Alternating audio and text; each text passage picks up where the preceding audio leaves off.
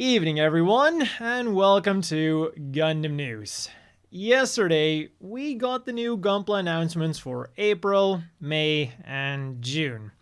And sufficient to say, your wallet doesn't have to be worried for those months, at least not for regular Gunpla releases. You get nothing! You lose! Good day, sir!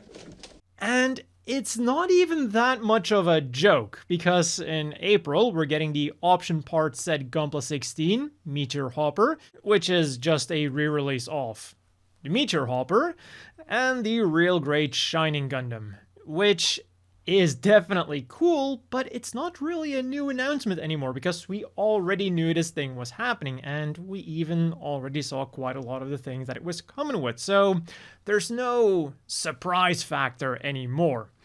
Then in May, we're getting the 1-to-1 scale Zakupla-kun DX set with runner version recreation parts, and in June, we're getting the 1-to-1 Char Zaku-kun DX set with runner version recreation parts. And that's it. 3 months, that's all. The Real Great Shining Gundam is 1. Gunpla Part 16, I'm not counting because it is just a re-release of the Meteor Hopper. Zakupla-kun is 2, and then Char Zakupla-kun, I'll count that as 2.5 because it is just a recolor and remold of the normal Zakupla-kun. So that means that we're not even getting one new Gunpla per month. And it's not as if Bandai is running out of designs to turn into high grades or, God forbid, master grades. Like, I really hope they're going to be re-releasing a lot of old kits to make up for this, because otherwise, I mean, I'm gonna have to turn to other things.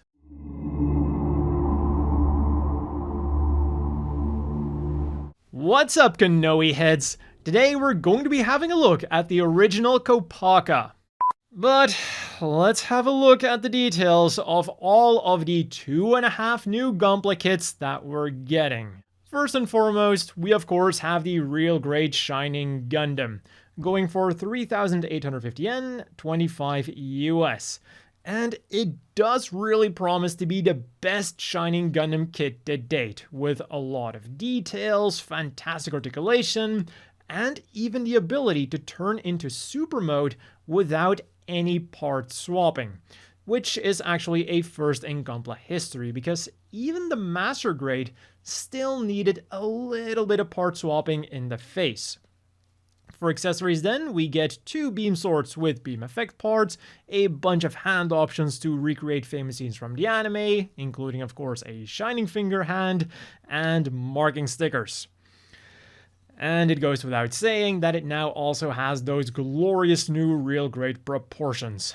They make the machine feel heavier without making it feel too clunky. It still has the sleek design. The Meteor Hopper then is, again, just the Meteor Hopper for 880 yen, 6 US, and as the name indicates, the set comes with the Meteor Hopper, joint parts, and a dedicated stand.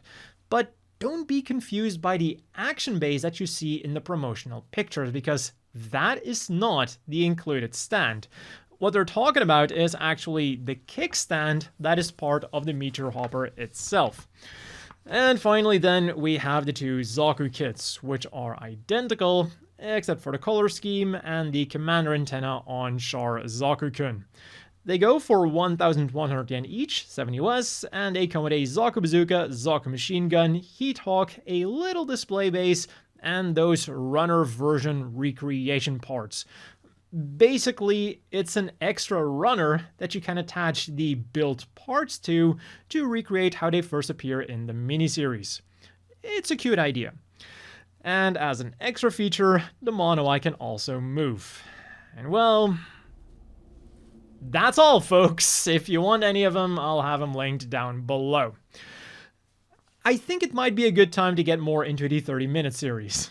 The most exciting news then probably comes to us from the figure front, because this week, from the 14th to the 17th, Tamashii Nations will be holding Tamashii Nation 2024 in Akihabara, and at it, they'll be showing off a prototype for the Metal Build God Gundam, and they'll also be announcing even more upcoming figures. And here is Editor Kakarot to tell you that I'll be going over all of these new announcements tomorrow.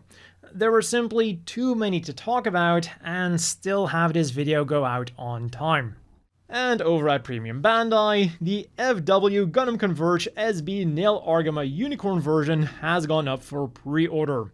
According to the listing, it is based on the Double Zeta Gundam version, which was a standard release, and the engine blocks and launch catapults have been replaced with new ones, but I can definitely spot some more differences on the images that they've given, so I'm getting a feeling that it's more new parts than old parts. As for the accessories, it still comes with a base to put it on and the Mega Particle Cannon, but the Mega Rider and Core Fighter have now been replaced by a Lodo in tank mode. And all of this can be yours in April for 5,390 yen, 35 US. Meanwhile, on the gaming front, in Gundam Battle Operation 2 for the PlayStation, the Zeta Plus A2 and its forehead cannon have joined the fray, while on Steam the NTX or NetX have appeared on the battlefield. In UC Engage then, the UR Char Aznable and UR Sazabi have become available as extreme unit assemblies, and a new Battle Rush event has gone live, where you can get blueprints for the SR, Gilles, Kruger, Kreuger, Berga-Gyros, and Diamonds.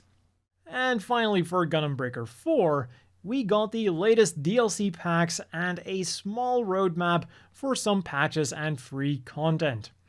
For the paid DLC this week, we have the 4th Story Mission Pack, which consists of 2 story missions, 1 quest, and 6 new mobile suits, being the Gundam Maxer, Sinanjustein narrative version, Wukong Impulse Gundam, Eclipse Gundam, and Gundam Death Scythe, the 5th Story Mission Pack, which also consists of 2 new story missions and 1 quest, but 7 new mobile suits, being the Reborn's Gundam, Gundam F90, F90 Support, F92, Sandrock, Shadow Gundam / Spiegel Gundam, and the Gunsaber Zeta.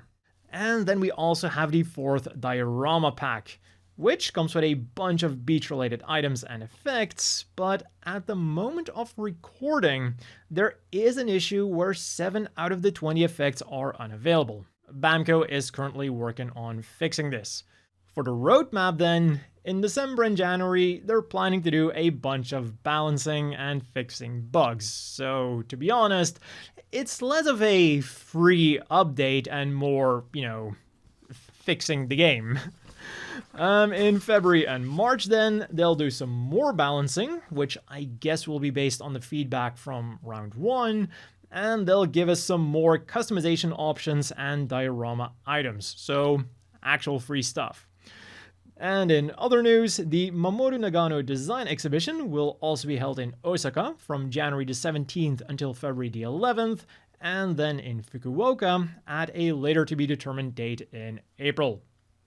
As for the things you could get this week then, on the 11th, you could get the 2nd volume of Niformation Gundam Wafers that also come with a random sticker. There's 36 to collect, with 3 secret ones, and they're from Zeta Gundam, G Gundam, and Gundam 00. And the wafer itself is cocoa cream flavor. One day later then, you could listen to some beats in Gundam Seed Freedom approved style, with the speakers in the form of the Mighty Strike Freedom's head. The cheeks open up to reveal the speakers themselves, and the forehead jewel can also open up to reveal that mighty cannon. And you can get this thing as a prize item from Japanese arcades, so I'm not entirely convinced that these are going to be quality speakers, but at the very least, it does look good as just a display item, and, well, I guess that is going to be the most important thing. And finally today, you can get the 2nd volume of Gundam Seed Freedom Petite Norimasu figures, or SD sitting figures. They are also available from Japanese arcades, and the lineup consists of Shin, Ludamaria, and Atheron, each sitting on a Haro. The Haro has a flat bottom, so you can easily display them as just a figure, or they also come with a keychain, so you can attach it to something like your bag. For this week's reading material then, there was the 6th volume of the 2nd chapter of G Gundam Side Stories, and we also got the designs for the 2 new main characters that will be appearing in the 3rd and final volume. Why is she carrying a giant abacus? Like, is she going to be killing people with math? And we've also gotten the cover art for the physical version of these side stories that will be part of the G Gundam Official Records collection. And there was also the December issue of CG World, with almost half of the issue being dedicated to Gundam CG. They talk about the history of CG and Gundam, starting all the way back in Char's Counterattack, and they also dedicate a lot of pages to the 2 latest Gundam creations, which are of course made entirely with CG. Silver Phantom and Requiem for Vengeance.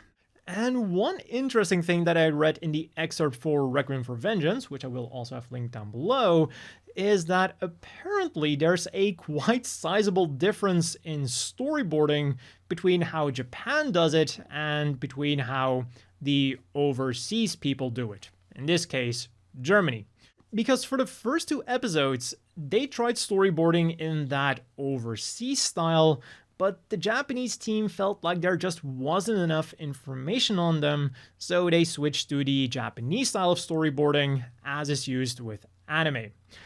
And apparently, one of the big differences is that in the overseas storyboards, they just contain cool shots, but there is no like connecting shots, so the animators kind of have to make up how they want to make that connection themselves, which I guess does give them more freedom, but at the same time it can also lead to more time spent on fixing things if like the director or someone else doesn't like what the animator did. So both styles do have their pros and their cons.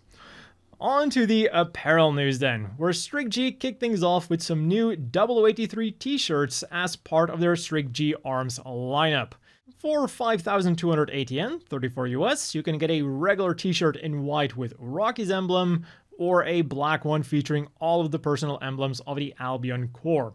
And for 6,380 yen, 41 US, you can get a t-shirt with a patch featuring either the Albion Corps logo or the 0083 emblem. And all of these went up for sale in physical Strict G stores on November the 9th. On Bankore meanwhile, pre-orders first went up for these compass leather items, featuring a variety of things in blue leather emblazoned with the compass logo. There's a long wallet for 22,000 yen, 142 US, a trifold wallet for 18,700 yen, 121 US, a business card case for 12,100 yen, 78 US, a pass case for another 12,100 yen, 78 US, or an ID card case for 13,200 yen, 85 US. And all of these items are slated for a March release. Next up on Tuesday then, we got a very interesting thing for the big acrylic stand collectors in the audience. A while back, they released acrylic stands of the main characters of the OG Gundam and Char's Counterattack, but they all came on their own individual base. So now, Bankone has come out with bigger bases on which you can put multiple ones. There's one for the OG Gundam and one for Char's Counterattack, and you can get them in 2 sizes. Big for 4,400 yen, 28 US, or small for 3,300 yen, 21 US. And the difference isn't that the big one is for big acrylic stands and the small one is for smaller acrylic stands, but the amount of stands you can put on there. You can put 16 on the small one and 24 on the big one. And as you can tell on the promotional images, you can mix and match with big and small acrylic stands. And finally today then, we got even more acrylic stands. First up, we're getting all of the major characters from the first 3 episodes of the Origin, which you can then of course also put on those bigger bases that we just went over. They go for 2,750 yen each, 18 US for the big ones, or 1,320 yen, 8 US for the smaller ones. And from Gundam Seed Freedom, we're getting the second lineup of Kabe Kyara. So a while back we got the first lineup of this series, and it consisted of the Freedom guys doing Kabedon, which is like pinning the person you love to the wall and confessing your love for them. And then in this second lineup, we get the Freedom girls reacting to receiving a Kabedon.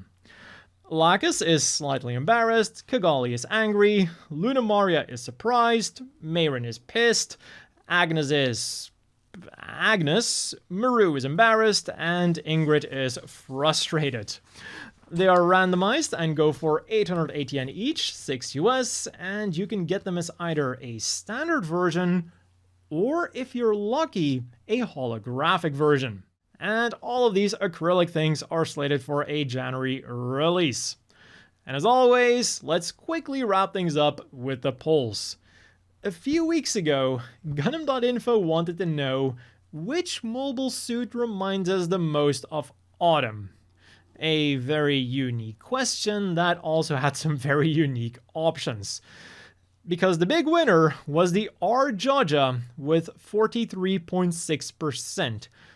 Not immediately a mobile suit I was ever expecting to see in a Gundam.info poll, let alone seeing it as a winner. But as the author of the article points out, even the pilot has a very fitting hair color for this poll. It's part yellow, part orange, making it perfect for this question. In a close second place then, with 39%, we have the Groove Ignited Heine Custom, which I thought was definitely going to win at first, simply because, Gundam Seed is extremely popular, and so is his voice actor. But the funky Argama and Karasun duo managed to outdo him. And then finally, we have the Zoloat with 12.2%, and the Zeus Gundam with 5.2%.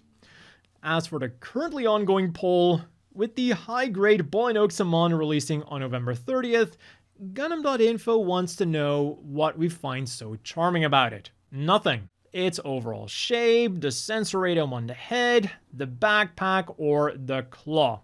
And while we do see some trends developing, there's not a lot of votes in this poll yet, so we could still see some pretty drastic changes near the end.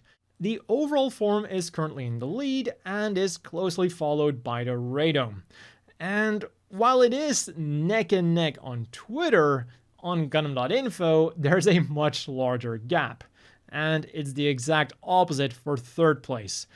The claw only has slightly more votes than the backpack on Gundam.info, but on Twitter, it pulls so far ahead that it's actually closer to the radome. So again, we can still see some drastic changes here. Personally, I voted for the radome because it does look cool and interesting, and also when I then looked at the head a bit closer, the entire head itself is also a lot cooler than I remembered. And if you want to cast your vote, I'll of course have the links down below. And that has been all for this week's Gundam news. As always, a big thank you to the Patreon supporters. I hope everyone watching has a great evening, and I'll see you all next week with more Gundam news.